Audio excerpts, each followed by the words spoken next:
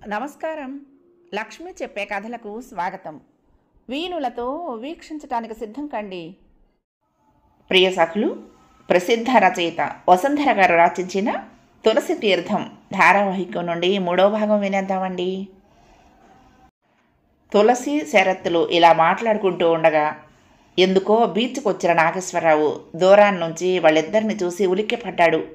బాగా పరీక్షించి వాళ్లేనని ధృవపరుచుకున్నాడు. అయితే ఆయన వాళ్ళను పలకరించలేదు. వాళ్ళు ప్రేమ మైకంలో ఈ ప్రపంచమే తెలియకుండా ఉన్నారన్న భావన మాత్రం ఆయన వాళ్ళను పలకరించకపోవటానికి కారణం కాదు. ఆ రోజు బీచ్ నుండి తులసి ముందుగా ఇంటికి వెళ్ళింది. తులసి, సీతాపతిరావు పిలిచాడు. తులసి ఆయన దగ్గరికి వెళ్ళింది. ఎక్కడి నుంచి వస్తున్నావు? బీచ్ నుంచండి. ఎవరిని కలుసుకుని వస్తున్నావమ్మా? తులసి మాట్లాడలేదు. ఇలా కూర్చో అన్నాడు సీతాపతిరావు. ఆయన గొంతులోని సౌమ్యతకు అడిగిన ప్రశ్నలకు సామ్యం కనిపించనందుకు ఆశ్చర్యపడుతూ తులసి ఆయన పక్కన కూర్చుంది. నువ్వు కూడా నాకు మనవరాలాంటి దానివి అంటూ సీతాపతిరావు ఆమె తల నిమిరాడు. అప్రయత్నంగా తులసి కళ్ళల్లో నీళ్లు తిరిగాయి. ఆప్యాయత కరువైన వారికి రవ్వంత మంచి మాట చాలు మనసు కరిగిపోతుంది. వయసులో ఉన్న ఆడపిల్లవు పెళ్ళి కాకుండా బీచ్కి వెళ్ళటం మంచి అలవాటు కాదమ్మా అన్నాడు సీతాపతిరావు. తులసి మాట్లాడలేదు. సీతాపతిరావు ఆడపిల్లలు ఎలా మోసపోతారో వివరించాడు. నేను మోసపోను తాతగారు అంది తులసి. ప్రతి ఆడపిల్ల అలాగే అనుకుంటుందమ్మా అన్నాడు ఆయన. తులసి ఇంకేమీ మాట్లాడలేదు. నువ్వు రోజు బీచ్కి వెళ్ళావనుకో, ఒంటరిగా కూర్చున్నావనుకో, ఎవడో నిన్ను కనిపెడతాడు, నీతో పరిచయం పెంచుకుంటాడు, నిన్ను ప్రేమించానంటాడు, నీలో ఆశలు రేపుతాడు, తన జీవిత సామ్రాజ్యానికి పట్టమక్షిని చేస్తానంటాడు. ఆయన చెప్తూ ఉండగానే తులసి చటుక్కున, తాతగారు ఇవన్నీ మీకెలా తెలుసు? మీరెవరికైనా ఇలాంటి మాటలు చెప్పారా అంది. నేనెవ్వరికీ చెప్పలేదు, కానీ 90 ఏళ్ల అనుభవం. 90 ఏళ్ల అనుభవంతో మీరు ఆటంబాబు చేయగలరా తాతగారు అంది తులసి నవ్వుతూ. అంటే అన్నాడు సీతాపతిరావు. అనుభవంలో తెలియనివి చెయ్యలేరు, చెప్పలేరు అంది తులసి. ఈ పిల్ల తెలివైంది అనుకున్నాడు సీతాపతిరావు. ఇవన్నీ నాకు మోసపోయిన అమ్మాయిలు చెప్పారు. వాళ్ళు ఎందుకు చెప్పారు అని అడగగలవు. నేను మోసపోయిన అమ్మాయిల కోసం ఓ సంస్థ నడిపానులే అన్నాడు. ఆయన చెప్పింది అబద్ధమని తులసికి అర్థమైంది. ఆమె నవ్వుతూ, మోసపోయిన అమ్మాయిలు మోసం చేయటం నేర్చుకుంటారు. వాళ్ళు మీకు చెప్పినవన్నీ అబద్ధాలు, నిజం నాకు తెలుసు అంది. ఏమిటా నిజం అన్నాడు ఆయన. ఇప్పుడు అవన్నీ ఎందుకు తాతయ్య గారు మీకు అంది తులసి. ఎందుకంటే నువ్వు నాకు సేవలు చేయడానికి వచ్చావు. నీ బాధ్యత అంతా నాది. నీకేం అన్యాయం జరిగినా ఆ బాధ్యత నాదే అవుతుంది అన్నాడు ఆయన.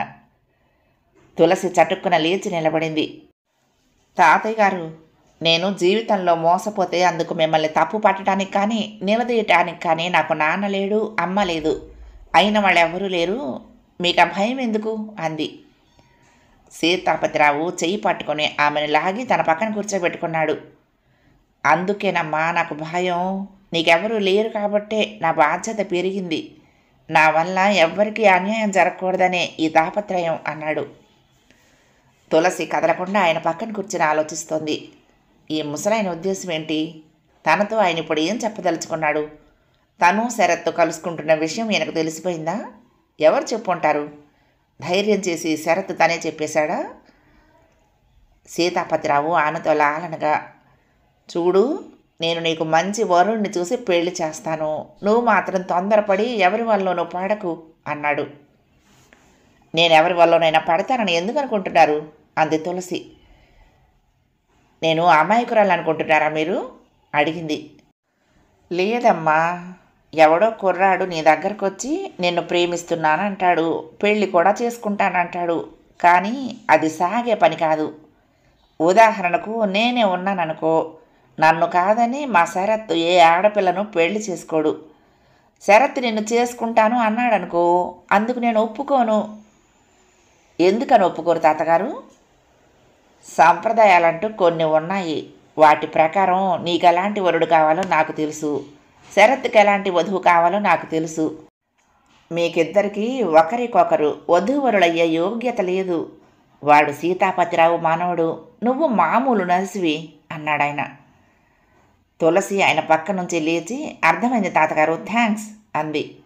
సరిగ్గా అప్పుడే శరత్ ఆ గదిలోకి ప్రవేశించాడు. అతన్ని చూస్తూనే ఆయన, రారా నీకోసమే చూస్తున్నాను, ఇలా కూర్చో అన్నాడు. ఏం తాతయ్య అంటూ శరత్ ఆయన్ను సమీపించాడు. ఇలా కూర్చో, నీకో మాట చెప్పాలి. శరత్ ఆయన పక్కన కూర్చోగానే, నేనింకా ఎంతో కాలం బ్రతకను, నీకో సంబంధం చూశాను, నీ పెళ్లి చూసి చచ్చిపోతాను అన్నాడాయన. శరత్ మాట్లాడకుండా తనకు ఎదురుగా నిలబడి ఉన్న తులసి వంకే చూస్తున్నాడు. ఆమె శరత్ని సీతాపతిరావుని మార్చి మార్చి చూస్తోంది. ఏం సంబంధం చూశావని అడగమేమిరా అన్నాడు సీతాపతిరావు. అడిగి ఏం ప్రయోజనం తాతయ్య, ఇప్పటికే నేను ఒక అమ్మాయిని ప్రేమించున్నాను అన్నాడు శరత్.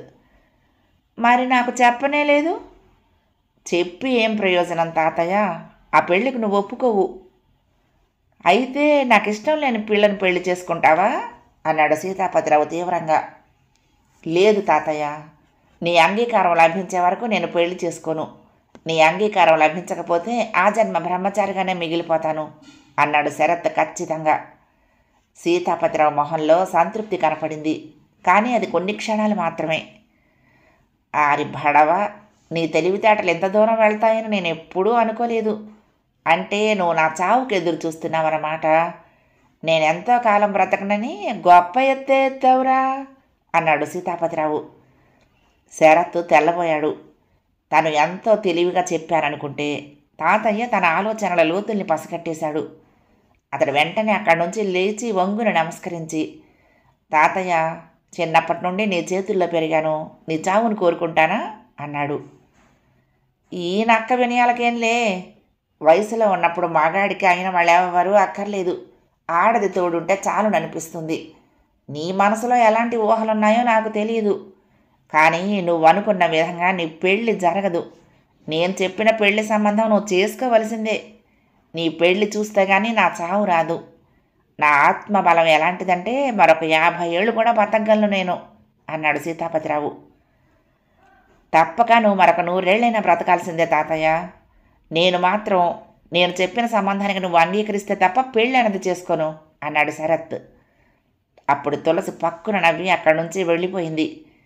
ఏం తులసి నవ్వుతున్నావు అంటూ శరత్ ఆమెను అనుసరించాడు. తులసి ఎందుకు నవ్విందో సీతాపతిరావుకు అర్థమైంది. శరత్ ఆమెను వివాహం చేసుకోవాలని స్థిర నిశ్చయంతో ఉన్నాడు. తాతయ్యకు మరొక 100 ఏళ్ల ఆయుష్ కోరుకుంటున్నాడు. తాతయ్య మనుమడి వివాహం చూసి చనిపోవాలనుకుంటున్నాడు. ఎవరెంత ఆయుష్ కోరుకున్నా సీతాపతిరావుకి ఇప్పుడు చివరి రోజులు గడుస్తున్నాయన్నది తథ్యం. అయినా నెగ్గానని అనుకోవచ్చు, కానీ ఆయన ఓడిపోతున్నాడు. తులసి తన విజయానికి గర్వపడుతూ నవ్విందని సీతాపతిరావు భావించాడు.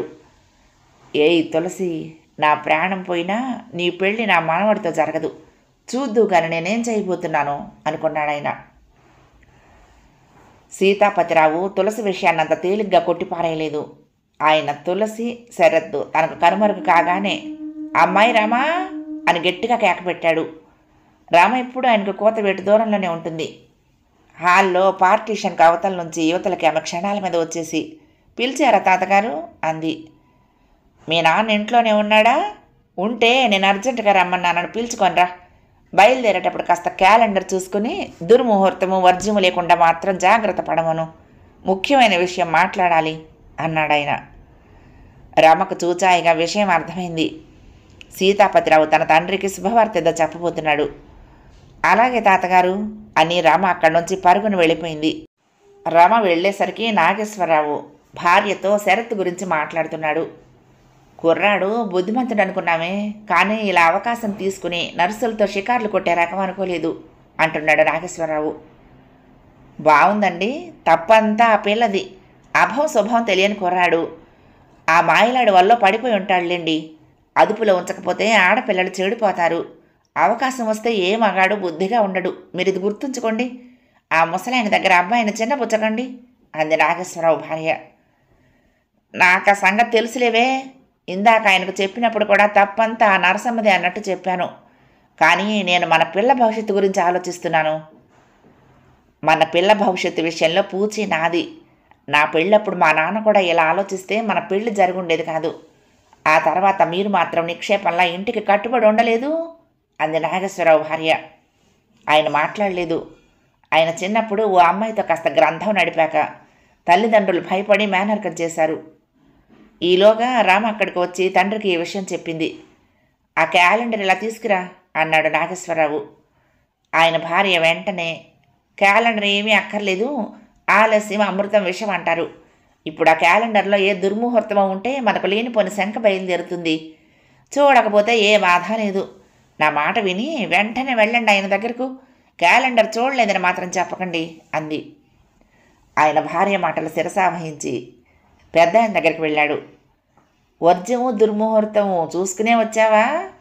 సీతాపతిరావు ఆయన చూస్తూనే అడిగాడు. మీరు చెప్పినట్లుగా చేశారు మావయ్య గారు. అసలు విషయం ఏమిటో మీరు చెప్పాలి అన్నాడు నాగేశ్వరరావు. నువ్వు ఇందాక మా వాడి గురించి చెప్పగానే నేను బాగా ఆలోచించాను. తప్పు వాడిది కాదు, వాడి వయసుది. ఆ తప్పును వెంటనే సరిచేయాలి, అందుకని నిన్ను పిలిచాను అన్నాడు. విషయం ఏమిటో చెప్పండి మావయ్య గారు అన్నాడు నాగేశ్వరరావు. చెప్పటానికి ఏముందయ్యా, మీ అమ్మాయి రామను మా శరత్తుకు చేసుకుందాం అనుకుంటున్నాను అన్నాడు సీతాపతిరావు. అబ్బాయి ఒప్పుకున్నాడా అన్నాడు నాగేశ్వరరావు వెంటనే. మా ఇంట్లో కాదనే వాళ్ళెవ్వరూ లేరు. అప్పుడు వెంటనే శరత్ అక్కడికి వచ్చాడు. అతడు తెల్లటి లాల్చి షరాయి వేసుకుని ఉన్నాడు. అతడి ముఖం మాత్రం ఎర్రగా ఉంది.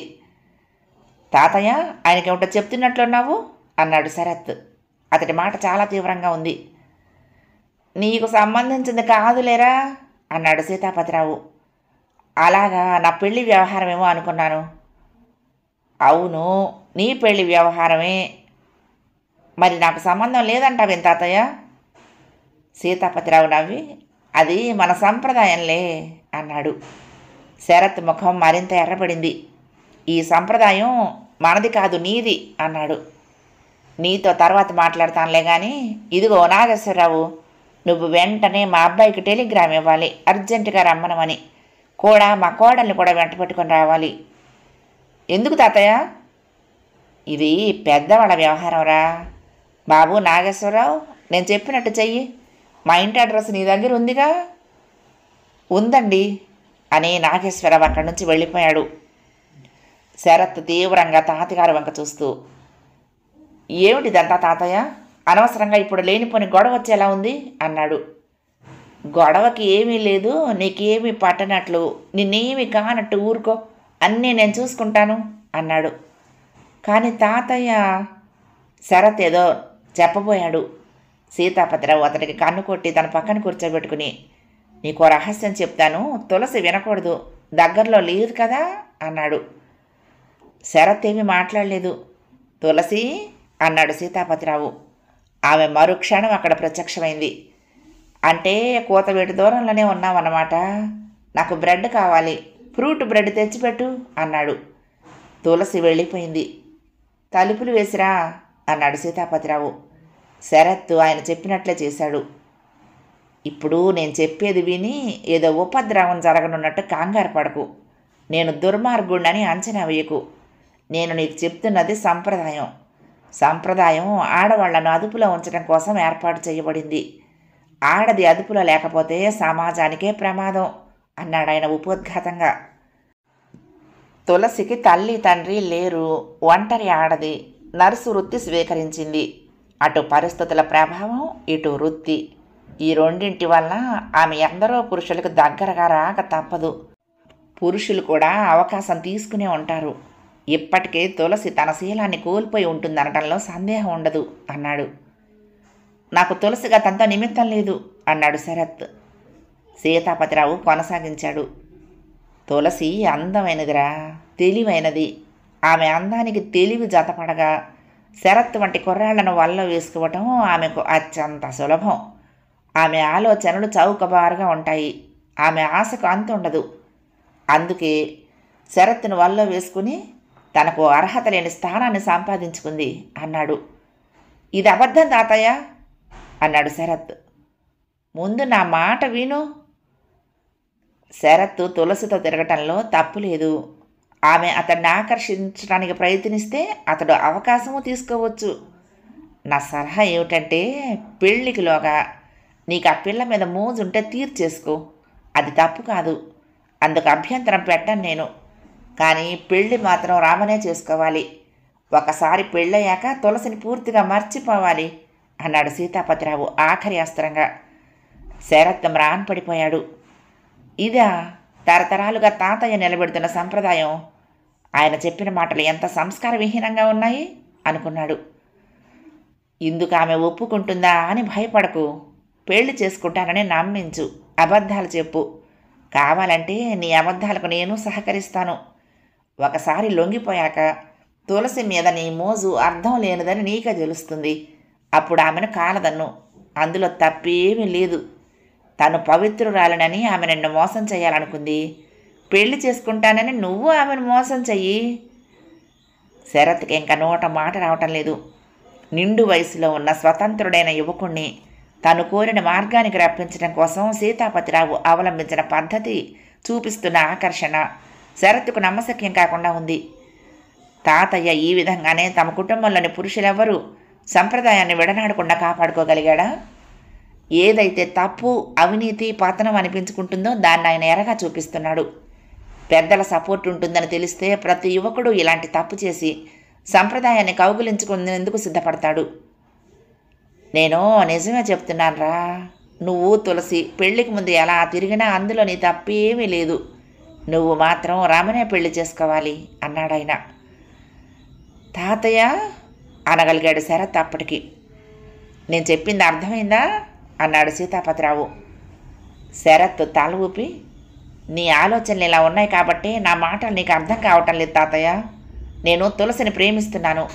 ఆమె మోసకత్తి అయితే నేను మోసాన్ని ప్రేమిస్తాను. ఆమె దుర్మార్గురాలైతే నేను దుర్మార్గాన్ని ప్రేమిస్తాను.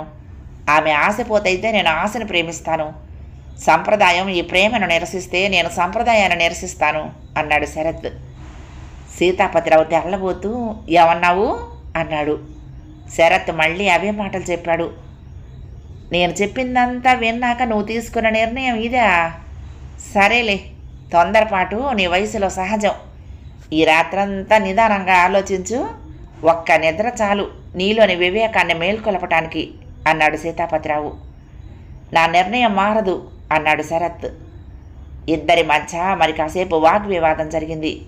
ఇద్దరూ తమ తమ పట్టుదలలు విడిచేలా లేరని ఇద్దరికీ అర్థమైంది. అంటే నన్ను కాదని తులసిని పెళ్లి చేసుకుంటావా? తీవ్రంగా అడిగాడాయన. నిన్ను కాదని నేను పెళ్లి చేసుకోను. నీ చేత అవుననిపించడం కోసం ఎంతకాలమైనా ఎదురు చూస్తాను అన్నాడు.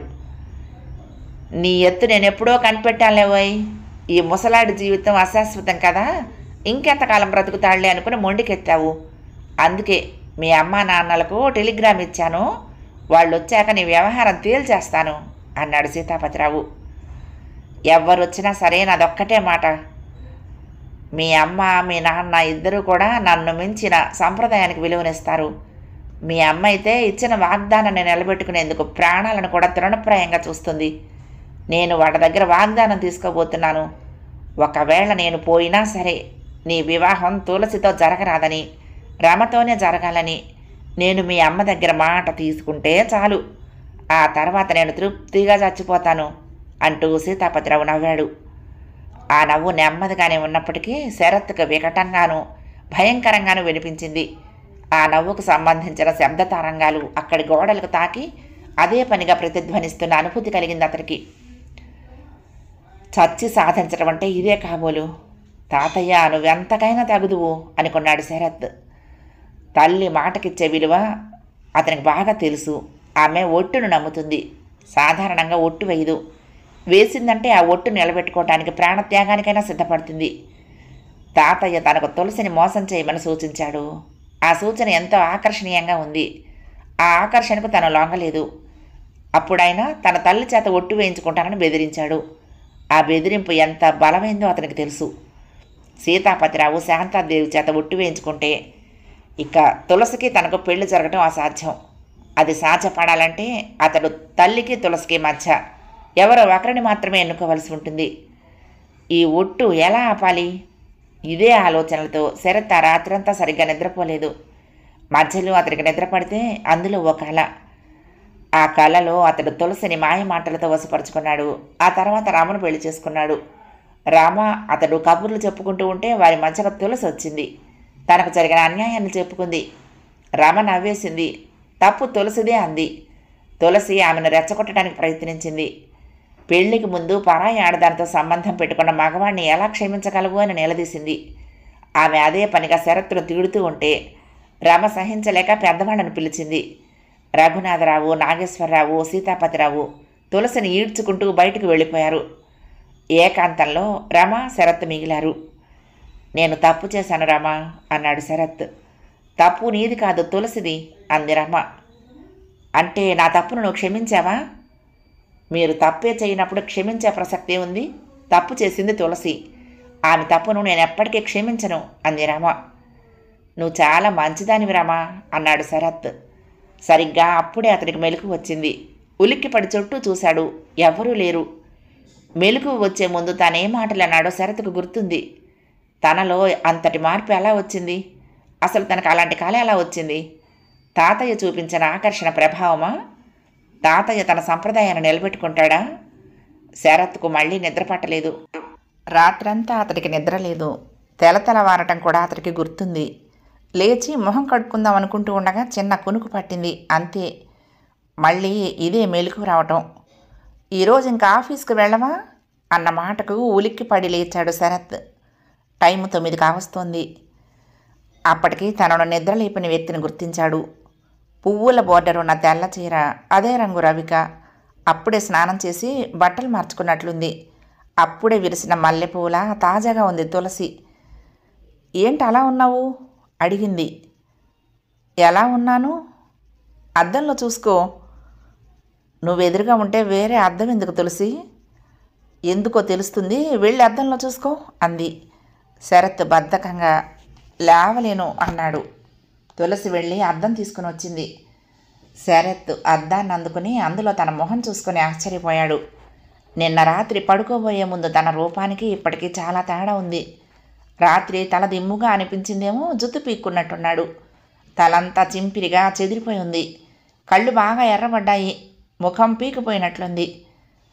నేను ఇలా చూస్తే ఈ ఇంట్లో రోగి మీ తాతయ్య అనుకోరు, నీకోసమే నన్ను తీసుకొచ్చారనుకుంటారు అంది తులసి. తులసి, నువ్వు నా కోసమే వచ్చావన్నది నిజం కదూ?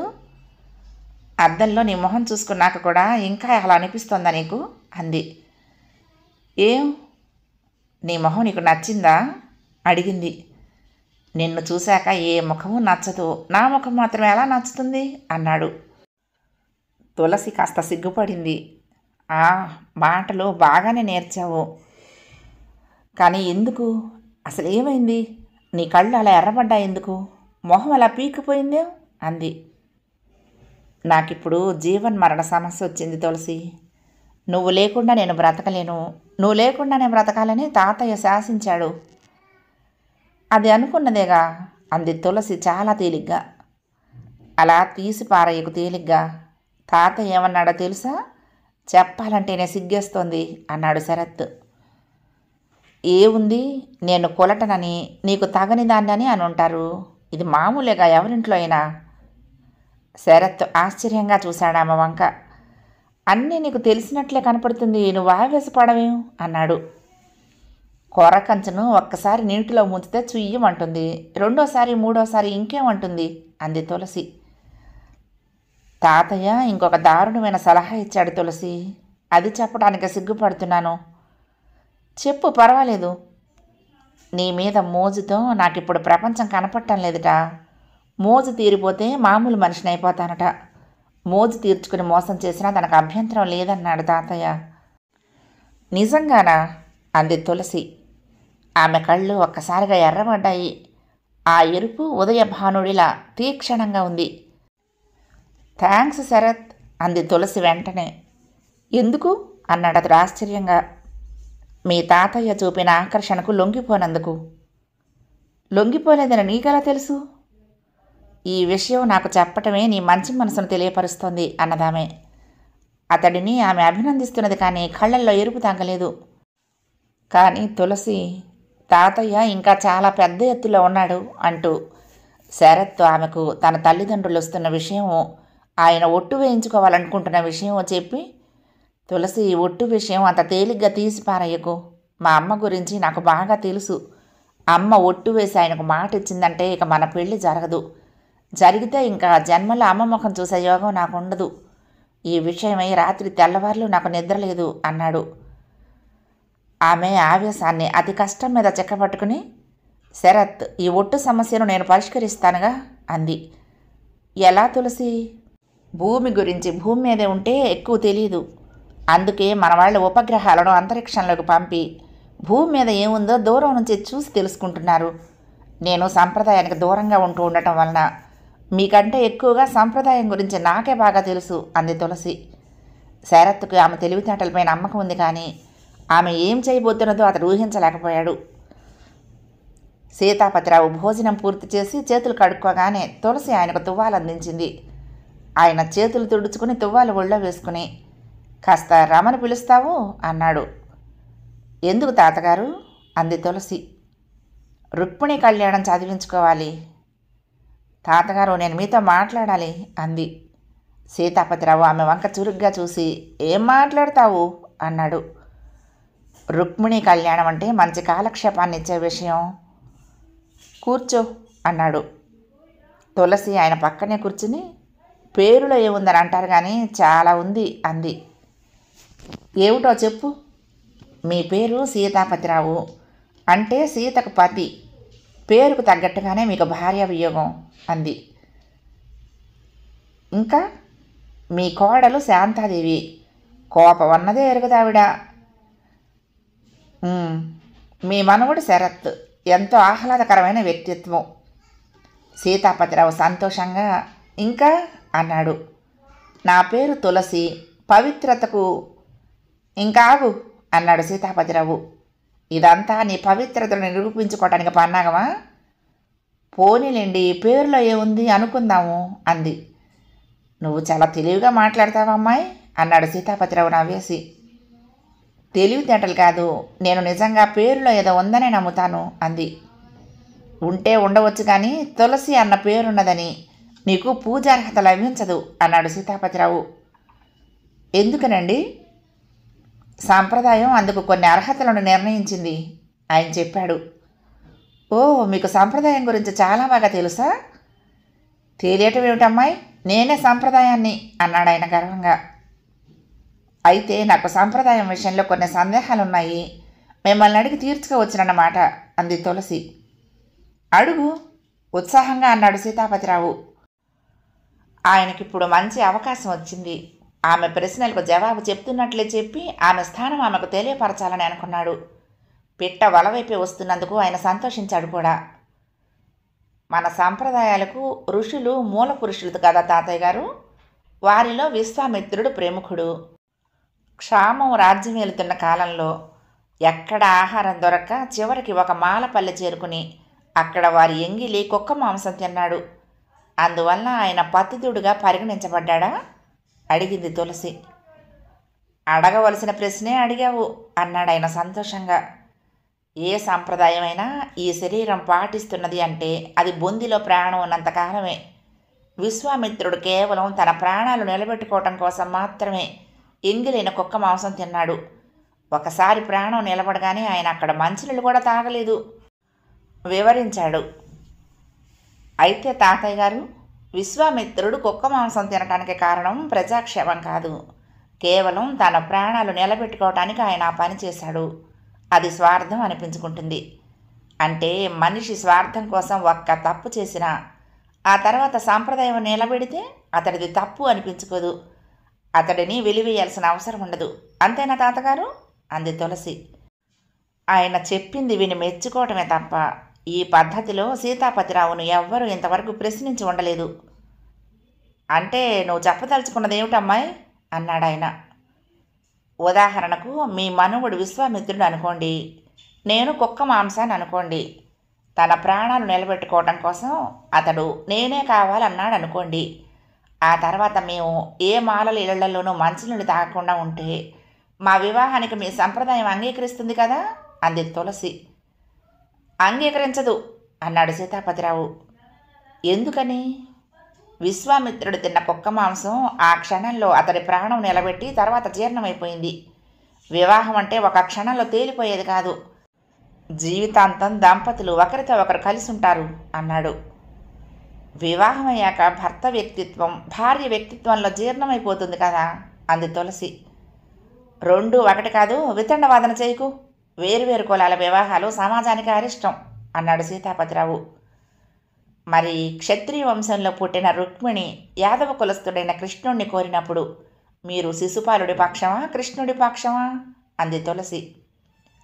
శ్రీకృష్ణుడు భగవంతుడు, కారణజన్ముడు, ఏ కులాలు ఆయన అంటవు అన్నాడు సీతాపతిరావు. మీరు చెప్పిందే కాస్త తిరగేసి చెప్తాను. ఏ కులాలు అంటని వారు కారణజన్ములు, భగవత్ స్వరూపులు అంది తులసి. సీతాపతిరావు కంగారుగా తప్పు తప్పు అన్నాడు. తప్పేం కాదు. ఇంకా చెప్పాలంటే రుక్మిణి ప్రేమే శ్రీకృష్ణుణ్ణి భగవంతుణ్ణి చేసింది.